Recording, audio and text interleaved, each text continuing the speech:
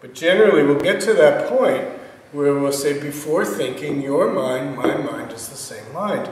And then I'll hold this stick up between us, or just place it on the floor.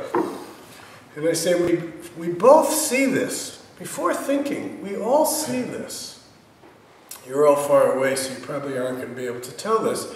But from my vantage point, this stick is just very, very nicely finished. That's my thinking mind. From Paul's viewpoint, I didn't do a really good job. There's a lot of nicks and scratches in there. Purposely, we left on the bark on this, but somebody might think, boy, you ruined that stick by leaving the bark on. It would be much nicer without the bark. I thought it was much nicer with the bark. That's what happens when we begin to think. These are simple things. It doesn't matter. I think it's a lovely stick. You think it's not such a nice stick. We can agree to disagree, and it's no big deal. But if we get into, that's my money, no, that's my money, then suddenly there can be a big clash. Or this is my God, no, it's my God. My God is like this, your God is like that, your God's bad, my God's good.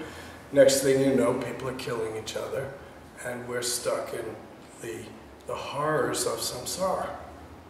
So in large ways and small ways, as we create these differences of thinking, we can create a lot of suffering.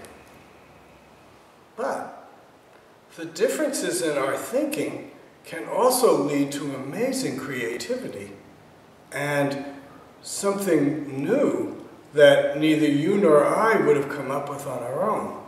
So the problem isn't even thinking. The problem is our attachment to our ideas.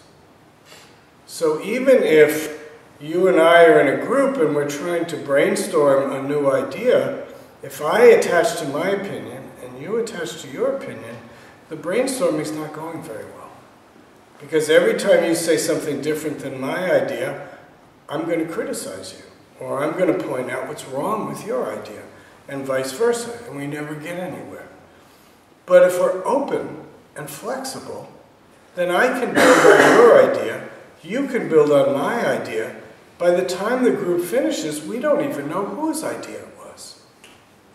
And that's a better example of a flexible, open mind, using the reality of our difference in order to make something larger, rather than using the reality of our difference to separate and create conflict.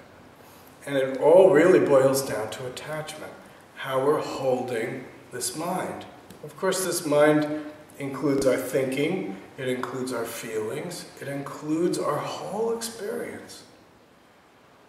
So our practice is to loosen that attachment, to not have it so our thinking and feeling control us, or that our small separate mind controls us, but rather that we can use that small separate mind in service of our direction. Joe talked very clearly about our direction, which is to help all beings.